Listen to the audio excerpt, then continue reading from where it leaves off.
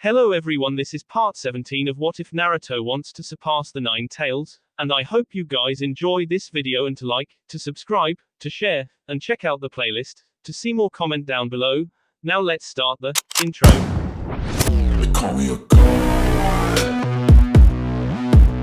They call me a god. They call me a god. Join my membership, the perks are great. It's in the description. Naruto was making his way home, having just finished his debriefing with Tsunade. The busty Hokage had not been particularly impressed with the way he had handled that battle. That was perfectly understandable, since Naruto wasn't all that impressed with how he had handled it either. There were quite a few things he could have done better in that fight, but he'd just been so eager to test out the strength seal that he had deliberately prolonged it. He could have just thrown Hidden into the distance at the start or broken him in half and he wouldn't have been an issue, but he had played with the religious nut instead. Still, the fight was won, the strength seal tested, and if the memories of his shadow clone were anything to go by, an immortal test subject was secured. All in all, things had turned out quite well. Now it was time to get back home and finish what he and Xana had been doing before Ino had interrupted. He entered his apartment and called out in a deliberately overly cheerful tone. "Honey, I'm home." The half-amused, half-derisive snort that came from the living room told him where his lovely demoness was. But what the hell was that stench? The answer to that question became obvious once he stepped into the room. Naruto gazed at the four corpses laid out on the floor, three of them with large holes in their chests and a fourth that looked as if he'd been set on fire from inside and then doused before he could be too badly damaged. Their ABNU-style gear wasn't really painting a very comforting picture. Xana was apparently just relaxing and enjoying the breeze, with 3 empty tubs of ice cream next to her. "What happened?" he asked. "Danzo sent these 4 puppets to bring me to him. As you can see, I took exception to that," the demoness explained with an amused smirk. Naruto twitched with well-contained fury at the sheer gall of the man, trying to abduct the woman he loved for whatever idiotic reason he had. It didn't matter that the old bat had chosen the absolute worst possible target, what mattered was that he had tried to take away someone that was dear to him. "I see. So Danzo wants to play hardball, does he?" Apparently it was about time that Danzo learned that he wasn't the only one capable of ignoring the law when it became inconvenient. Well, Naruto hadn't done anything but send his clones to snooze on council meetings so far anyway. He had no interest in the political goings-on of the village, nor did he have any kind of political agenda, so snoozing was the only thing they could do. But clearly, it was time to make a political statement, and by political statement, Naruto meant assassination. By the time he had decided on this course of action, his mind had already sifted through the resources available to him and what he knew of Danzo. The conclusion was that an assassination was most certainly doable, he just needed to get a few things in place first and wait for the proper time. But he needed to get rid of these corpses first, before they started stinking any worse. It was a good thing that Xana had kept the windows open, or else the apartment would reek worse than a morgue by now. The training of Team Guy was something that nobody ever wanted to get close to, which is why they weren't used to being interrupted. Even though Neji and Tenten weren't as obsessive with their training as the 2 green beasts, they still made sure to train together often so that their teamwork was top-notch. This was why it came as a bit of a surprise when Naruto walked in on their training. "Tenten," the blonde called out in a sing-song voice, walking towards the girl in question with his shoulders hunched and his fingers wiggling. "Naruto-sensei," the weapons user asked with apprehensive confusion at her Fuinjutsu teacher's strange behavior. "You know, I just realized that you should probably be calling me Narutoshippuden, since you're my apprentice and not my student," Naruto said offhandedly. Okay, Narutoshippuden. Is that why you're here?" Tenten asked nervously, because the blonde was still acting oddly and he had almost reached her by now. "Oh no, I'm here because I need you to give it to me," the blonde answered, his hands reaching for the girl, making her skitter away. "What do you need me to give you?" she asked even more nervously. "You know what I'm talking about. I need it." There was a grin on his face by now and he finally managed to snag an arm around her waist. "I have no idea what you're talking about, Narutoshippuden," Tenten insisted and tried to get out of his grip, but he just pulled her closer. "Oh, but I think you do, and I really must insist that you give it to me." He answered her with his hand groping around on her back, while she pushed against his bare chest in an effort to get away. Naruto, it is most unyouthful to treat a lady this way. Guy said in his best imitation of a gallant tone. Unhand her, or I shall be forced to defend my student. Lee teared up and started writing frantically into his notebook, believing that Guy Sensei was the world's leading authority on everything. Guy was unfortunately ignored completely by Nachiro and Tenten.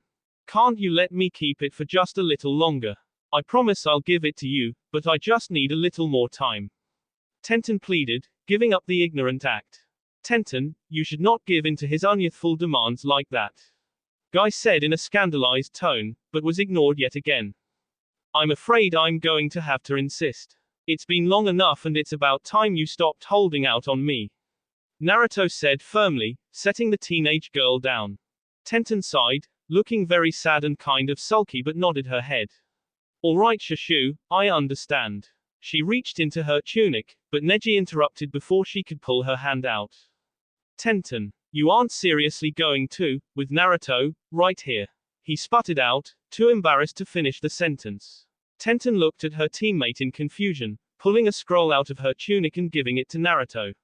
She rewound the conversation in her head quickly, trying to figure out what Neji was talking about when it suddenly hit her. Perverts! She screamed at her team and spun into a roundhouse kick that got all three of them in the face, finally realizing what exactly had been going through their minds. Excellent kick, perfect form. Guy complimented from the floor with a bright red mark where he'd been hit. Naruto meanwhile, had unsealed the kusanagi from the scroll and sealed it back into his coat. Tenten had conveniently forgotten to return it after the debacle with Deidara and Sasori. You know, come to think of it, I've never slept with a virgin before. Naruto commented idly. Ero Shushu. The red-faced Tenten yelled at her Fuinjutsu master and gave him a roundhouse kick as well. Tell me something Tenten, which would you rather give me, the kusanagi or your virginity? Naruto asked with a grin, the slight bruise from the kick healing over rapidly. Tenten huffed and did her best to look angry, but the boiled lobster color of her face made it hard. She would never admit that the question left her feeling seriously conflicted. A girl's first time was important, but the kusanagi was a really great sword. Now that she had been able to play around with it for a while, she wanted it even more. Naruto laughed at his embarrassed apprentice and mussed up her hair. Her fascination with sharp and pointy implements of murder, especially legendary implements of murder, was so cute. I do have a consolation prize for you though. The blonde said, grabbing her attention again. Consolation prize? She asked curiously. Naruto reached into his coat again, unsealed Hiden's triple-bladed scythe and tossed it towards her. A Jashinist scythe. Tenten's eyes glimmered with interest as she instantly took in the excellent forging and high-quality metal used in the construction of the weapon. Where did you get this? These are really rare and I've heard that the Order of Jashin protects them, well, religiously. She asked in wonder and swung it around a few times to test the balance. She was very pleased to note that despite its awkward appearance, the weapon was very well balanced. Took it off a Jashinist that joined up with Akatsuki. You should have seen the look on his face when I took it from him. Naruto chortled at the memory. It was going to be even more funny seeing the outraged look that Hiden was going to shoot him when he was told about this. You're the greatest Naruto Shushu. Tenten cried out and gave her blonde Fuinjutsu master a hug, nearly stabbing him with the scythe. It wasn't as good as the kusanagi, but it was still a very nice gesture. Take notes Neji, the way to a girl's heart is through her weapon stockpile. Naruto said sagely towards the impassive Hyuga, who had long since recovered from the kick. Not a chance in hell. Neji said blandly. He was not going to act as idiotic as Lee and write down life advice, especially not life advice from Naruto of all people. The lifeless body of Niyugito fell to the ground, her Bayu extracted. It had taken nearly 5 days to do it, because Hiden and Kakazu had never returned to the ceiling. Zetsu had been sent to investigate, but had found only a shattered battlefield. Looks like the zombie brothers got beat by the Kyuubi Jinchuriki. Kisame commented as the remaining members of Akatsuki opened their eyes. We have sealed 2 Bayu and lost 4 members. This is unacceptable. Pain said and paused before continuing. Hiden was in Konoha when I was last able to sense him. He has no doubt been captured and his ring removed. That was the entire purpose of the Akatsuki rings in the end, tools meant to allow Pain to connect their minds and chakra for the ceiling. With those rings on their fingers, he could speak to them over vast distances and always knew their locations. Zetsu, I want you to infiltrate Konoha and find Hidden, see if it is possible to extract him. Pain commanded. Understood, Pain-sama. The black half of Zetsu responded and vanished. Toby, what of the Sanbi? The Rinnegan wielder questioned. Toby and Zetsu couldn't find it, but a nice fisherman told Toby that he saw Shinobi with music notes trying to do something to a giant turtle. Toby said with much enthusiasm. That nice fisherman had been put into a genjutsu that made him think that Toby was his best friend in the entire world and that he should tell him everything. Everyone waited for the masked man to elaborate, but he just kept standing there, looking around and giving the distinct impression that he was very pleased with himself. Pain suppressed the urge to sigh in irritation at Toby's, or more accurately, Madara's antics and prodded. And they failed and the big turtle swam out to sea. Maybe they should have played a song for it instead. They should be good at that, shouldn't they, since they were sound shinobi. Hey, Itachi-senpai, do you think Orochimaru knows how to play the piano? Toby answered and then went off on a completely irrelevant tangent. Itachi closed his eyes and ignored the masked man. He wasn't going to play these ridiculous games that Madara seemed hellbent on. Itachi and Kisame will go after the Yonbi next. Toby will continue attempting to find the Sanbi until Zetsu returns. Pain said before Toby could start asking them if they knew how to play any instruments or if they would like to sing karaoke. Should Toby play a song for the giant turtle? Toby asked cheerfully. Kisame smirked while everyone else let out almost imperceptible sighs of irritation. Unknown to them all, Obito was doing it to mess with them, because they each knew different things. Itachi knew that he was Madara, but nothing else. The others didn't know that he knew this. Nagato and Konan also knew that he was Madara and that he was the true leader of Akatsuki, but they thought that their plan was his plan. Itachi and Kisame didn't know that they knew this. Kisame also knew that he was Madara and he knew the true plan, as well as the fact that he was the one really in charge, but Kisame didn't how much the others knew, nor did the others know how much he knew. And Zetsu knew everything about everybody. In fact, Zetsu knew more than Obito, but Obito didn't know that. The Konoha Council was once more gathered in the council chambers, waiting for the arrival of the Godime Hokage so they could begin. All of them were currently standing, as it was tradition to wait for the Hokage before sitting down. There was nothing particularly special about this council session, just another one of the regularly scheduled ones that were held every month or so to go over village finances. Since most of the shinobi clans had investments of some type, they were all required to attend. Naruto had no such investments, but Tsunade had insisted that he attend these damn things too, so as not to set a bad precedent, as she called it. Naruto didn't give a flying about what kind of precedent he set, but didn't bother arguing since he sent clones to come to these things anyway. He somewhat suspected that Tsunade insisted he attend just to annoy him. Even if he sent a clone, he felt sleepy just from the memories of these council meetings, they were that boring. This time, however, he was actually present in person for a change. The reason for this was because he wanted to see how his political statement would go over.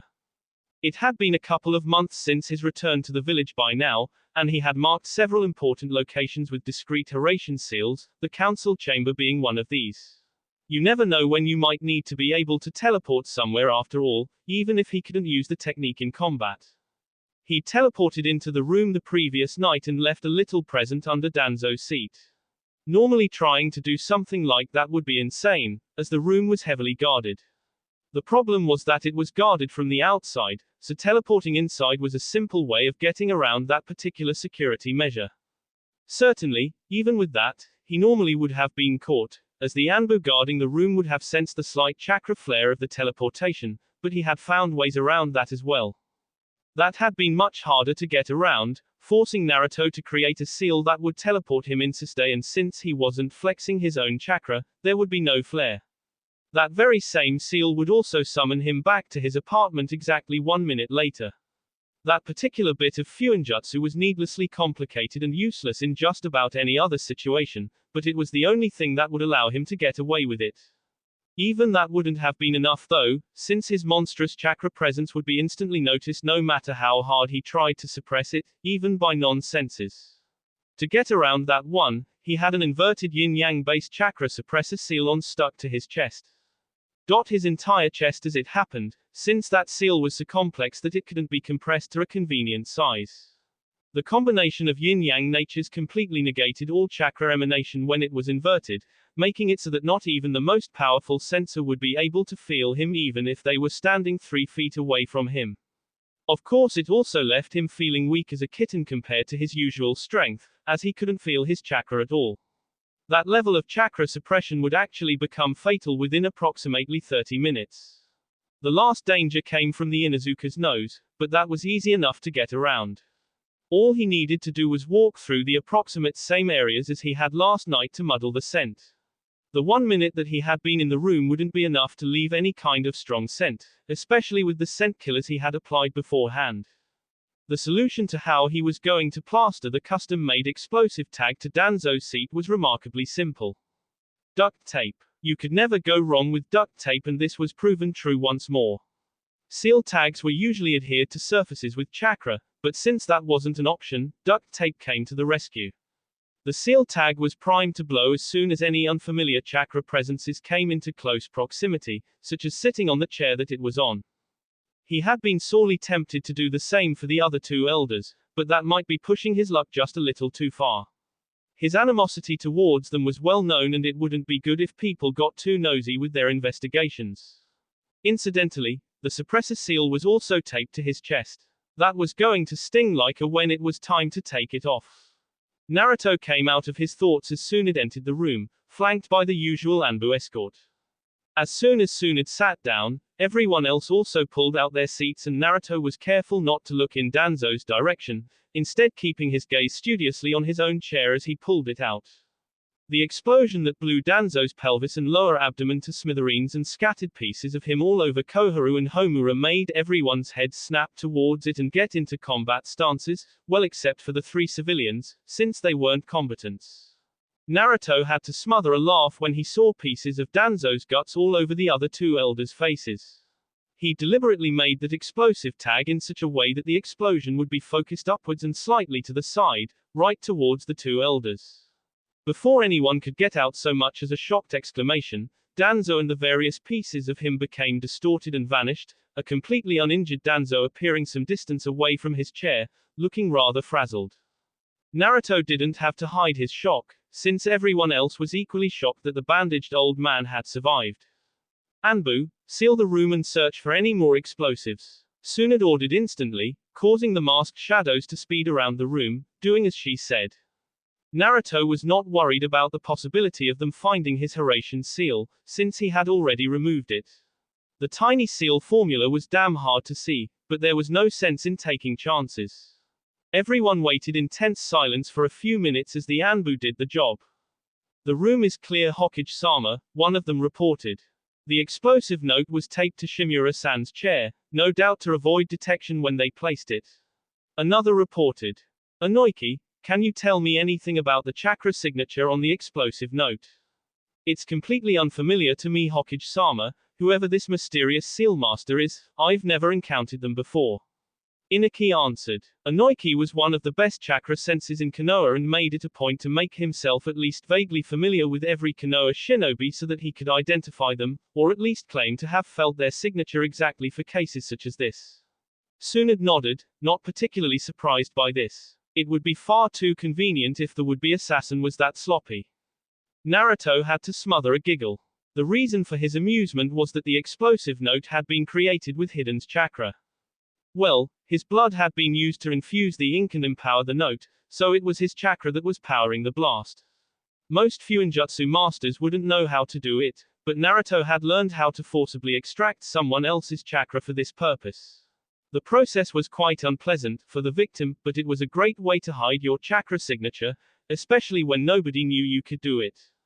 Hiden, the mysterious seal master. The thought of it made him want to laugh again. Hiden was many things, most of which you didn't want to mention in front of small children, but a seal master was not one of them. Naruto, what can you tell me about the explosive note itself? It didn't look like the standard one. Tsunade asked the resident seal expert. Nothing much. It was obviously a customized directional type, but any half-decent Fuinjutsu user could make one. Naruto said with a shrug.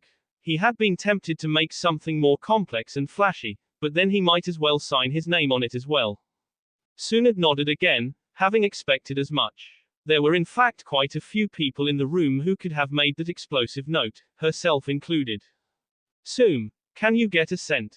Tsunade asked the Inuzuka clan head.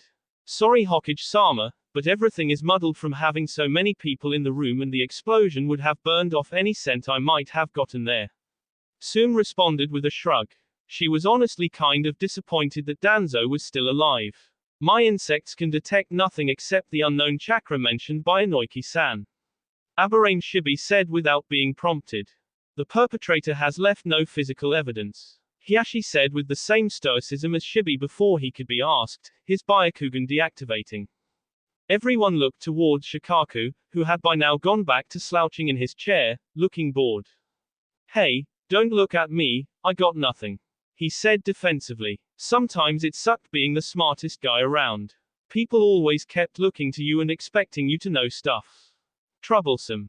Tsunade frowned slightly at the lack of clues. This was clearly a well-executed assassination attempt. Now that that's over with, I'd like to know how you survived Danzo. The busty Hokage turned her narrow-eyed attention to the old man. I used a kinjutsu passed down in my clan. Danzo explained shortly, knowing that nobody could push him on the subject if he claimed it was a clan secret. He did his best to control his expression so that he didn't snarl in fury at this turn of events. He had been forced to use Izanagi to escape death, but that was far from the worst of it. Due to having all of the Sharingan in his arm sealed to avoid the massive chakra drain of having 10 implanted Sharingan constantly active, he had been forced to use the one in his skull. In other words, he had been forced to use Shisui's Mangenkyo Sharingan for the very technique that he had never wanted to use it for. The whole point of having all those other eyes in his arm was to be capable of escaping death without sacrificing that extremely valuable eye. Without it, he couldn't use Kotoa Matsukami anymore. That particular ability had been instrumental in his bid for power in the village, and with the Shodai cells, he didn't have to wait 10 years between uses. Never before had the heavy seals on his arm been such an obvious weakness. He had tried using weaker and less binding seals on the arm before, but it was no good. Having Sharingan eyes implanted into one's arm was apparently even harsher on the body than having one as a replacement for a natural eye. Even covered up, the eyes greedily sucked up his chakra, hence the need for the heavy-duty seals that kept them forcibly shut to prevent that scenario. There had been assassination attempts on him before, but he had always been able to fend them off without resorting to the Izanagi. This one had been exceptionally well executed though. He had no idea how the assassin had servanted all of the protections on the council chambers, but they had clearly managed it. Despite Inoiki's words, he didn't believe for a second that the assassin was anything else than a Konoha shinobi. In fact, Danzo was quite sure that he knew exactly who the perpetrator was. It was simply too convenient for this to happen just over a week after his failed kidnapping attempt on Uzumaki Naruto's woman. But unfortunately, there wasn't a damn thing he could do about it. If he accused the blonde of an assassination attempt without evidence, it would just look like he was trying to use the situation to further his own goals. Not to mention that the Jinchuriki didn't have any obvious motive for attempting to kill him as far as the others were concerned, and he couldn't claim otherwise without revealing that he had sent a team to kidnap his woman. That might get Uzumaki in hot water, but it would also do the same to him. When Fu and his team had not returned, Danzo had known that their mission had failed. The possibility of it being traced back to him was low since his agents didn't carry any identifying marks on them, but it had been there. Danzo was also noticing the rather distressing trend of his agents turning up whenever they went against the Uzumaki. He had been certain that his woman wouldn't be capable of overcoming 4 of his route at once, but he had clearly miscalculated.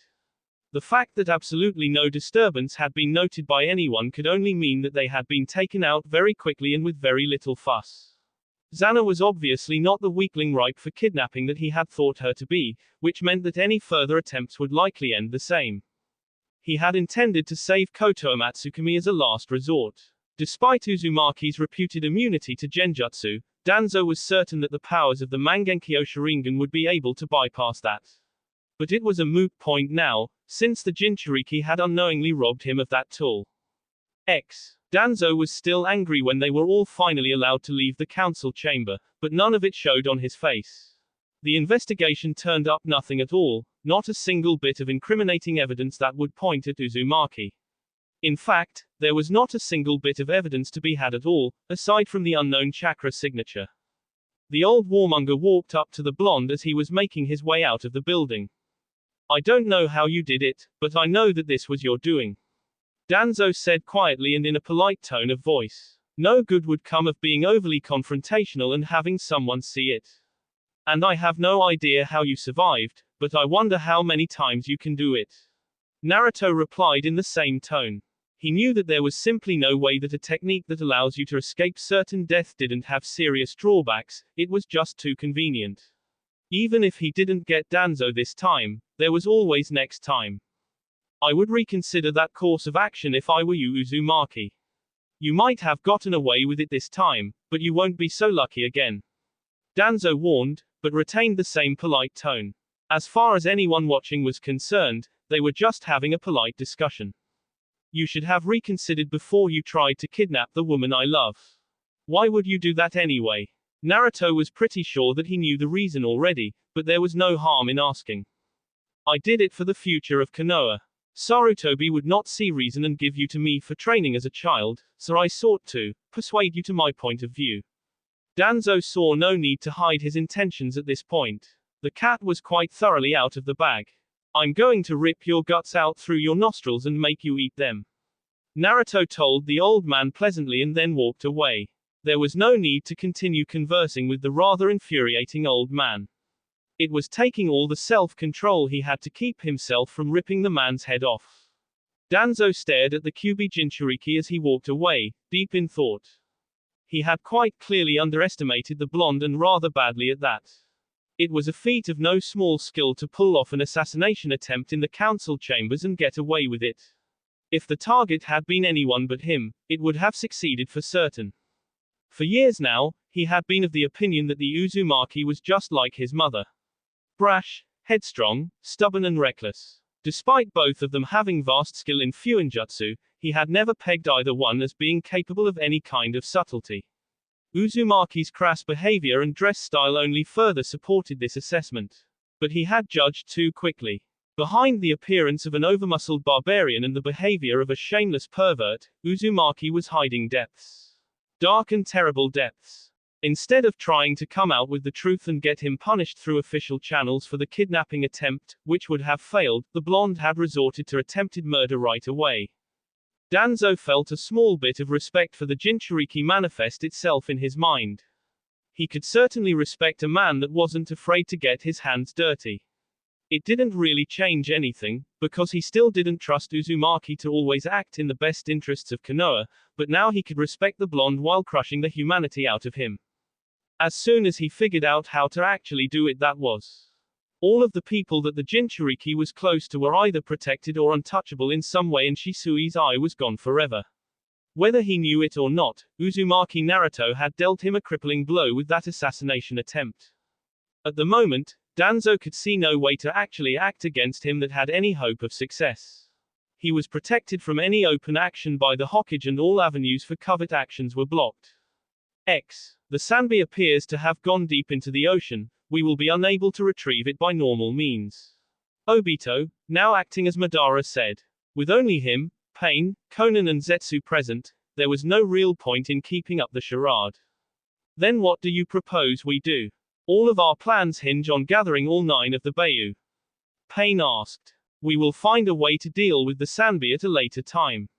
For now, we will focus on the others, was the answer from the masked man. Honestly, he didn't really know how he was going to tackle that one, but he would think of something. Zetsu, what of Hidden? Pain asked, filing away Madara's words for later. The useless fools in Konoha know nothing about him, but we did sense his chakra in the village being carried around by the Kyuubi Jinchuriki, which is why we think that he is being held captive by him. We can't enter his home though, because it's covered in protective seals that prevent entry. Everyone mulled that information over, finding it odd that the Uzumaki would secretly keep Hidden prisoner himself instead of handing him over to the T&I department. It was starting to look like the Kyuubi Jinchuriki had a hidden agenda of his own. I will go extract him, he can still be useful. Madara said. What for? Just let him rot, it's not like we ever told the fool anything important. Black Zetsu spat derisively. There are only 6 of us left, having Hidden back will make the ceiling go faster if nothing else. Madara explained. Good afternoon Hidden, how are we doing today? The bound and gagged Jashinist glared balefully at his captor. He'd been strapped to this table for the past 2 weeks, unable to do so much as spew profanity at the mothering heretic that was holding him captive and using him as a test subject for experimental fuinjutsu, along with other things. The only reason he even knew that it was 2 weeks was because the blonde had told him. I gave that dusty old scythe of yours to my apprentice, she was very happy with it. Naruto commented idly. Hidden goggled in outrage upon hearing that, his eyes bulging and face red from anger as he screamed ineffectual profanity into the gag. Naruto chuckled at the reaction. He'd known it would be funny. Well, enough small talk. It is time for more experiments. He had already found several things of note about Hidden. The most obvious being that he didn't need to eat or drink to stay alive. Consequently, he didn't need to go to the bathroom either, which was the only reason that the metal slab he was chained to wasn't soiled with various unmentionable substances, for which Naruto was very grateful. Oddly enough, the lack of food and water didn't seem to be causing him to become emaciated. Naruto could only speculate that he didn't need the energy given by food to survive, leading him to assume that something else must be supplying his body with the energy needed to function. He felt that it was safe to assume that Hidden also didn't age for this very same reason. This had made him wonder if Hidden didn't need to breathe either. Testing on that front had proven that Hidden did not in fact need to breathe, though prolonged lack of air seemed to make him slightly loopy. That could have just been normal for the Jashinist though, so Naruto marked that one down as inconclusive. Strangely enough, Hidden didn't really sleep either, nor was he very good at staying unconscious. Naruto wasn't sure if this was related to the Jashinist's psychotic episodes, or if he was simply naturally crazy. He had tried to simply ask the Jashinist about these things, but not only was he entirely uncooperative, he was also completely clueless. Apparently Hidden hadn't cared why he was immortal as long as he got to kill people. Peculiarly, he had exhibited a desire to die once or twice, which seemed contradictory to his usual behavior. Today, we are going to be discovering whether or not you're capable of regenerating lost body parts. Naruto informed the bound man and raised the Kusanagi into the air.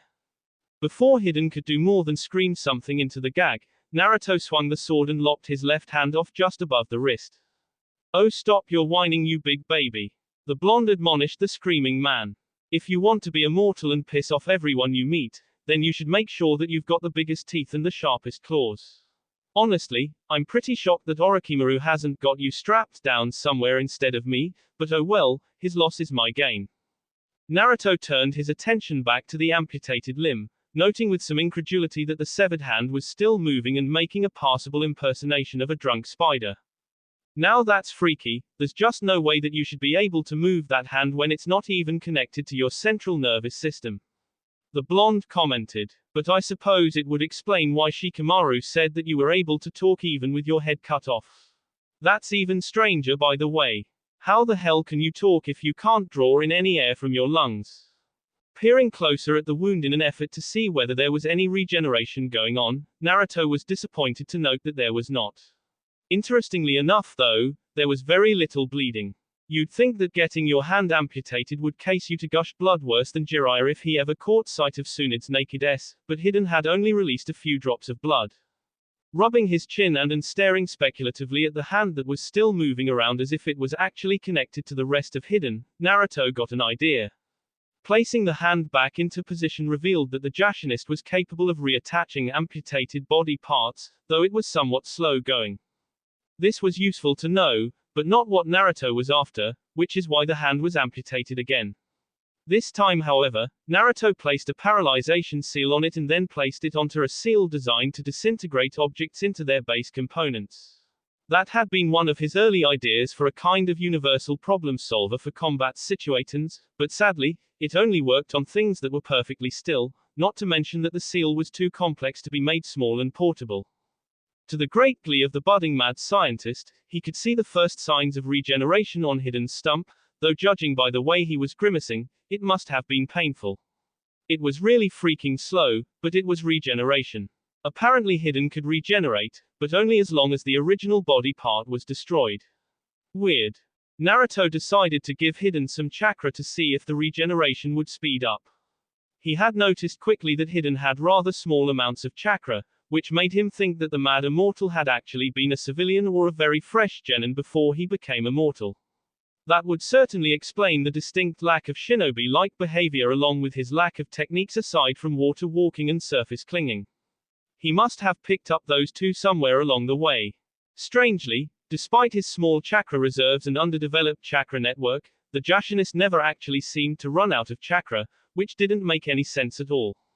It was like he was an Edo Tensei construct without actually being an Edo Tensei construct. Transferring chakra to Hidden had been another kettle of fish with annoying hoops that needed to be jumped through. Apparently Naruto's chakra tended to hurt people if forced into their coils, go figure. Fortunately, designing a seal that would allow him to do that hadn't been too hard. Much to the blonde's pleasure, it seemed that he had been right about the chakra, as the missing hand began to regenerate rapidly until there was no sign that it had ever been missing.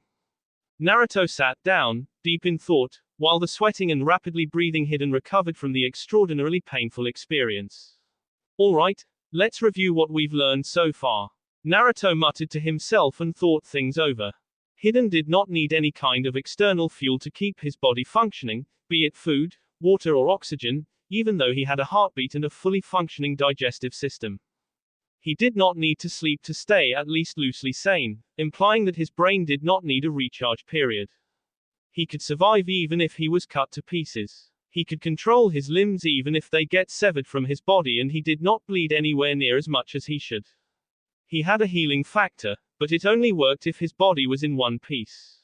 He could regenerate lost body parts, but only if they were truly lost. Further testing needed to see if they needed to be physically destroyed or if simply moving them far away was enough to trigger the regeneration. His chakra supply was effectively infinite, but his ability to actually use it was pathetic, due to poorly developed coils. The suspected cause of this was due to Hidden becoming immortal as a civilian or a fresh genin. More chakra sped up his regeneration. He felt pain, but it seemed to be the most pronounced when his chakra network was damaged and when he needed to regenerate new limbs. With all of this together, Naruto felt safe in assuming that Hidden's immortality was of supernatural instead of medical origin, which was good, because he sucked at medicine and Tsunade would probably object to inhumane experimentation, even on a loon like Hidden. Now all he needed was to figure out the specifics of how exactly Hidden could stay alive even if he was in pieces. He also needed to look into the cult of Jashin to see if those nutcases had any useful information. He didn't believe that Jashin was a god for even 2 seconds, but that didn't mean that he couldn't be something else. Maybe Xana would know something about that. It was certainly worth asking. Last on his to-do list was an experiment to disintegrate Hidden's head and see what happened. If he somehow survived that, complete body disintegration. If he survived even that, then Naruto wanted to know how he could get himself some of that, provided that there wasn't some kind of nasty price tag attached. Obito made his way into the basement of Uzumaki Naruto, the Kyuubi Jinchuriki, intent on getting Hidden out of here and returning him to Akatsuki. The blonde Jinchuriki had just recently left the building, so he was just going to go in, grab Hidden and get out. No need to be giving out any more hints than necessary. The Jashinist was quite stupid and rather expendable, but they had lost too many members sealing the first 2 Bayu, so he was still useful and it wasn't as if teleporting there and back with Kamui was hard. The Eye of the Moon plan was still well on track, but things were definitely not going exactly as planned. For one thing, they had lost members way too fast, and for another, the Kyuubi Jinchuriki was a lot stronger than previous reports had indicated. The plan had called for a careful manipulation of Nagato after the carefully planned death of Yahiko. After that it was just a great deal of behind-the-scenes meddling until everything was in place. Unfortunately, Obito hadn't been that patient and had decided to get some payback on Kirigakure for the death of Rin, by sinking them into a bloody civil war. That had turned out rather profitable, with Kisame becoming one of his most powerful and loyal subordinates. It was most fortunate that Yagura was ridiculously susceptible to genjutsu. That might have something to do with the fact that his Bayu was rumored to be the most slothful creature in existence. It was entirely possible that the oversized turtle had allowed Yagura to be controlled just so that it wouldn't be bothered by his thinking. But now Yagura was dead thanks to that troublesome Terumi woman and her underlings, and the Sanbi had gone into the ocean, no doubt so that it could sleep and laze around for the next 1,000 years or so without being bothered. The Sanbi could most certainly put up one hell of a fight, but if given the choice between lifting a finger or sleeping for 100 years, it will choose to sleep for 100 years. But apparently, being freed from its previous Jinchuriki, sealed into Rin and then Rin dying almost immediately after, which forced it to expend effort to reform itself, had been a strain even on that lazy creature's patience. Orochimaru trying whatever the hell he had tried had probably been the last straw that had convinced the giant turtle to relocate deep into the ocean where nobody aside from the occasional fish would bother it. This was a very big problem that Obito wasn't sure how to solve quite yet. Maybe he should have left Kirigakure alone, that way the Sanbi would still have been sealed inside Yagura. Black Zetsu was still pissed off at him for that one and had been rude and insulting ever since. Well, more rude and insulting than he'd been before anyway, since the bearer of Madara's will was of the opinion that everyone aside from Madara himself was a worthless piece of crap. The biggest hurdle with the Eye of the Moon plan had been the Kyuubi. Namely, finding the most powerful of the Bayu was not really something that was easy, despite it being a gigantic 9-tailed fox. The other 8 had been sighted many times throughout history, with these sightings often resulting in massive destruction. The Bayu tended to hang around one of their preferred areas and responded violently to any human intrusions. That had been brought to an end for the most part when shinobi had learned how to seal them. Most had been restrained since before the rise of the hidden villages and then shuffled around, the Hachibi being the notable exception, as its power was great enough that it had required a more powerful seal and the Kohaku no Yohei to seal it. Unlike its considerably less powerful brethren, the Kyuubi had a habit of vanishing for decades or even centuries, with only sporadic sightings. This had puzzled people for a long time, making them wonder how a gigantic 9-tailed fox could just vanish. The real Uchiha Madara had been the only person to encounter it and survive in centuries, and he would not say anything specific about the encounter. He did warn Obito that the Kyuubi wasn't like the other Bayu, however. It had displayed intelligence during Madara's brief encounter with it, which was a worrying prospect. If Madara was to be believed and the Kyuubi was truly intelligent, then it would figure that the enormous demon would know how to hide itself better.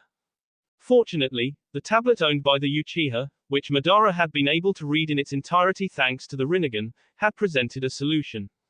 The Sage of Six Paths had charged the Kyuubi with watching over his descendants, the Uchiha and the Senju, which presented an opportunity to predict its movements. With this in mind, Obito had set out to manipulate the Uchiha into starting a civil war, banking on the fact that this would rouse the Kyuubi into appearing.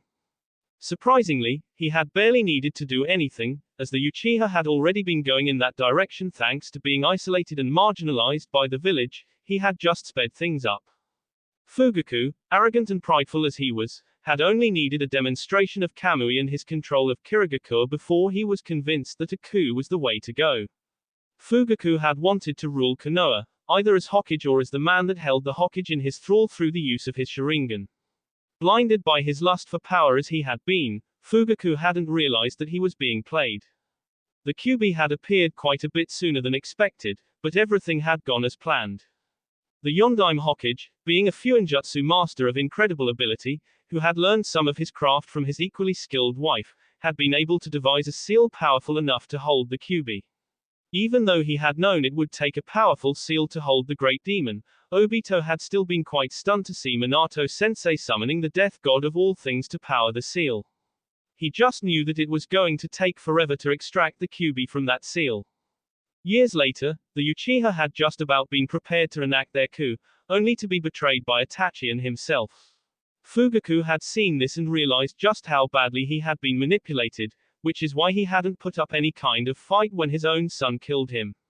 By then he had known that he had doomed the Uchiha and that there was no use in fighting anymore. Obito had gotten a convenient stockpile of replacement Sharinganais though, which was a nice side bonus. But enough wool gathering over the past and plans that didn't go quite according to plan, there was an idiotic immortal berserker to extract. As soon as he used his Kamui to talk through the heavy metal door in the basement, Obito knew that he was in the right place, mostly because he could see the man that he'd come here for strapped down to a metal table, gagged and bound with chains. Hiden saw the Akatsuki cloak and the orange spiral mask and sighed in relief at the fact that he was being rescued.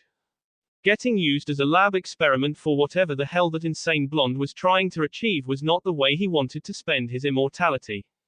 This experience had also highlighted just how badly he needed to get his skills up to snuff so that he didn't get captured like this again. The Kyuubi Jinchuriki definitely had a point about Orochimaru doing the same thing, and Hiden couldn't muster enough arrogance to claim that the Snake Sannin couldn't do it, not after getting put into this situation. Obito phased into solidity was just about to grab Hiden when a multitude of complex seals flared into existence on the walls. Immediately, Obito felt his chakra being completely cut off as if it was gone. His Sharingan deactivated forcibly and became as powerful as any other eye, meaning not powerful at all. Perhaps worse still, his replacement right arm hung limply, refusing to obey his commands. Whatever these seals did to suppress chakra, they did it to such an extent that even the chakra required for survival was cut off. The replacement arm grown from Hashirama's cells wasn't like a regular human arm, its composition was much different, allowing superhuman strength, but it was utterly reliant on chakra to stay functional.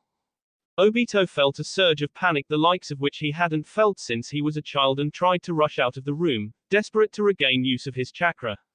Any thought of saving Hiden was gone in the face of this unexpected development. He slammed into a barrier that flared into visibility for a brief moment before becoming invisible again. Taking a calming breath to regain his composure, Obito pressed his left hand against the barrier, testing it for weaknesses. He could feel just the barest flicker of chakra in his palm as he pushed against the barrier, which told him that the null zone of chakra ended a very tiny distance in front of the barrier. If he could just push his eye close enough to the barrier, then maybe he could activate his Sharingan and use Kamui to get out of the room. Hiden watched in confusion as Toby took his mask off and pushed his face against the chakra barrier as if his life depended on it. He had just now felt his chakra being completely shut off, leaving him feeling strangely exhausted, and he wondered if that had anything to do with Toby's weird behavior. Either way, he had guessed by now that his fellow Akatsuki member had triggered some kind of Fuinjutsu trap and that the mad scientist of a Jinchuriki was more likely to have two test subjects instead of them escaping. Obito kept trying to push his right eye against the barrier, but his skull was unfortunately in the way. He jerked back as the heavy metal door was opened from the outside, revealing the very tall Kyuubi Jinchuriki. "Hey there Toby, I've been wondering if you were ever going to show up." Naruto greeted pleasantly, taking in the badly scarred right side of Toby's face. Of more interest was the permanently active Sharingan eye in his left eye socket, indicating that it was a transplant. Thanks to all chakra in the room being utterly suppressed, the eye was in a D state, probably not even granting vision.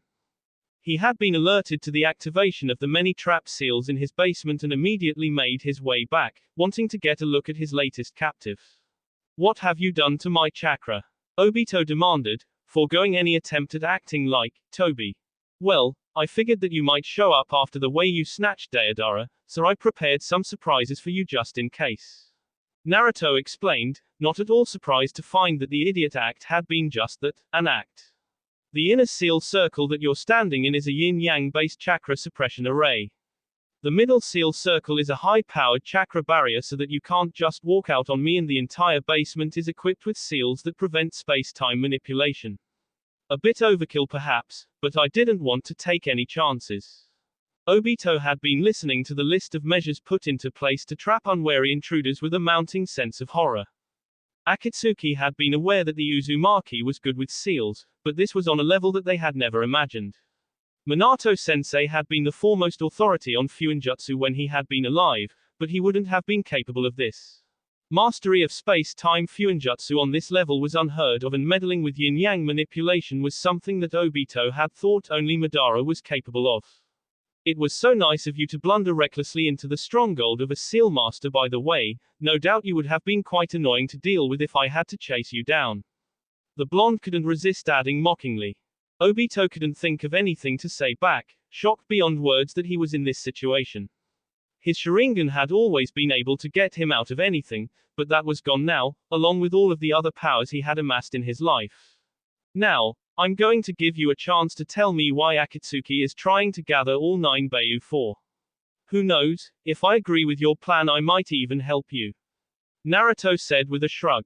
It was a load of bullshit of course, and he could make a fair guess that it was somehow connected to the Shinju, but getting more details was always good. Hidden had been entirely useless as a source of information. Obito narrowed his eyes in consideration. The Uzumaki didn't seem the type to sacrifice his life for someone else's dream, but it wasn't like he had anything to lose. He could practically feel his body shutting down from being in this null chakra zone. His replacement arm was already starting to feel as if it was going to fall off. Now it was just a matter of deciding which version of the plan to tell the blonde had the greatest chance of getting his cooperation. Obito knew that Naruto's life in Konoha hadn't been easy, so he might be interested in revenge against the village. Deeming that the same plan that had been told to Konan and Nagato was more likely to be successful, he told him that version. Naruto listened impassively as Obito revealed the idea of using the power of all 9 Beiyu to create some kind of super technique that would devastate entire nations if they tried to start a war. Honestly, that plan had a truly absurd amount of holes in it. I see, so you have no intention of resurrecting the Juubi and causing the end of the world or something like it? Naruto asked rhetorically, making an educated guess that Tobi, or whatever his name was, would be aware of what exactly recombining all 9 Beiyu would cause. Obito couldn't help staring stupidly at the blonde. It shouldn't be possible for him to know about the Juubi. In case you're wondering, the 9-tailed furball gets talkative when it's pissed off. Naruto said, intentionally giving the impression that he was on poor terms with the Beiyu that was supposed to be sealed inside him. You never knew when you'd need something like that for shock value. Ah well, that would explain it. It would appear that even sealed, the QB was being a problematic obstacle to the Moon's Eye plan. Now if you would be so kind as to tell me the real plan. Naruto prodded. Having nothing to lose, Obito relented in a final hope that the Uzumaki would see the world for the hell it was and go along with his and Madara's plan. Fine. I intended to use Akatsuki to remake the Juubi and then become its Jinchuriki. With the power this would grant me, I would project my Sharingan onto the moon and use the infinite Tsukuyomi to cast the world into an eternal illusion, thereby creating a perfect world where there were no wars and nobody had to suffer. Naruto raised an eyebrow at the plan. It was certainly ambitions, but it sounded like something that only a man that felt like he had nothing to live for would try to do. A niggling detail about that plan was that only an Uchiha could use the Tsukuyomi as far as he knew. Which could only mean that Tobi was an Uchiha. Not all that important really, aside from the fact that Itachi was supposed to be the last Uchiha alive. Aside from that, he didn't really believe that anyone short of a ridiculously powerful man with the Rinnegan could survive having the Juubi sealed into them. And you just came up with this plan out of the blue one day, after realizing that life was hard? The blonde asked sarcastically. Obito glared angrily, but ineffectually at the tall Uzumaki, refusing to say another word. It seemed fairly obvious that the QB Jinchuriki had only said that he might go along with the plan to learn what the plan actually was. Well, I suppose you won't be telling me anymore, so I'm going to just kill you, but first I've got something that you really need to see. Naruto continued with a shrug and made a beckoning gesture behind him. Obito was once again stunned into speechlessness as a dusky-skinned redhead with 9 tails walked through the door. It didn't exactly require him to be a genius to connect the dots and figure out that this woman was the QB. It would certainly explain why she was sighted so rarely if she could take human form. Zana, I would like to introduce the idiot who wanted to use you in his crazy plan to enslave the world. Naruto said, gesturing towards the still stunned Obito. So I heard. The demoness said coldly. She would enjoy watching this worm that thought to use her dye. But I saw you get sealed. I made sure that you were sealed. Obito said weakly, being looser with information than he would be usually as he saw all of his plans crumbling to pieces right in front of him. Suddenly it made terrible sense as to why exactly the QB was so elusive. Nobody had even dreamed that a Bayou could change its form. That was your doing, was it? I had always wondered how the Uchiha clan became corrupt so quickly. The redhead said in angry realization. It infuriated her to know that someone had manipulated her into approaching Konoha just so that Naruto's father would seal her. The fact that it had all turned out to her benefit in the end was the only reason that she didn't obliterate the worm right away. That, and the fact that she couldn't actually go into the null chakra zone that Naruto had set up. A remarkably dangerous piece of fuinjutsu that was, it wouldn't harm her, but she couldn't remain solid in there either. I guess even old man Madara didn't know as much as he thought he did. Obito said with a resigned chuckle. Rin, I'm sorry, I failed. This world will stay hell, and I won't be able to bring you back. He said to himself, not caring how much he was letting them know anymore. His mind had been desperately racing to find a way to escape, but he could come up with nothing with his chakra blocked off so completely. Even if the Uzumaki had been careless enough to enter into the null chakra zone himself, Obito doubted that he would have been able to overcome him with nothing but the strength of his muscles, especially with only one arm. And even if he had managed that, the barrier would most likely still be there and keep him imprisoned here until he died due to the absolute chakra suppression. Both Naruto and Zana quirked an eyebrow when the scarred man's right arm flopped to the ground with a rather wet-sounding splat. That certainly wasn't normal behavior for an arm, never mind the fact that it was a very pale gray-green color. Aside from the arm that appeared to be highly chakra-dependent and probably not his original arm, they were also puzzling over the names that the soon-to-be D-man had given. Madara of course was easily recognizable, and they both came to the conclusion the legendary Uchiha must have something to do with this Moon's Eye plan. It had his megalomaniacal fingerprints all over it, and the only reason that Zana hadn't suspected it before now was because he was supposed to have been D. Clearly he had survived his battle with his rival Hashirama and lived for quite a long time afterwards, if he wasn't still alive somehow. Rin, however, was a name that only Naruto recognized, recalling the time when Kakashi had told him and Sakura the tale of how his teammate Uchiha Obito had died to protect him while they were trying to save their other teammate, Nohara Rin. Kakashi had told them the story after Naruto had killed Sasuke, probably because he wanted them to know that he could relate to the death of a teammate, even if the situation had been different. So, you survived that mission and Madara took you as a student. Obito. Naruto said, feeling fairly confident that he was right. The scars on his face and the loss of his arm could easily have been caused by a boulder. He had spoken of Rin with affection, and Naruto had suspected him of being an Uchiha ever since his mention of using Tsukuyomi. Obito simply nodded, starting to lose the feeling in his body due to lack of chakra. I was supposed to finish what he started and eventually revive him, but I guess both of us will remain nothing more than memories. Your plan was entirely too convoluted to work. You never know when someone else is going to turn up with plans of his own and screw everything up for you. Naruto said sagely, keeping a close eye on both Obito and the still bound Hiden. He had been wondering what it looked like if someone died by having their body starved of chakra. He was even more curious about how Hiden would be affected. Why did you unseal the QB anyway? Obito asked, curious about the reason for all of his plans failing. Because I love her, Naruto said simply, holding one of Zana's hands with his own to calm her down. He knew that she was still angry about being considered nothing more than a power source in this ridiculous plan to create an illusionary world. Obito nodded in understanding, not bothering to wonder just how the hell that had happened.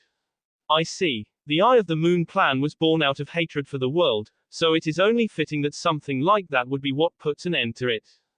After saying that, Obito collapsed to the ground, no longer able to feel his body, his vision already going dark. I may have failed to create a perfect world, but maybe I can see Rin at least one more time. He thought to himself hopefully as his life slipped away. Naruto stared at the D-body of Uchiha Obito, wondering what he should do now. Zana had already gone back upstairs, no doubt feeling vindicated that the man who had caused her to be sealed was D. Naruto himself found himself feeling nothing but pity for him.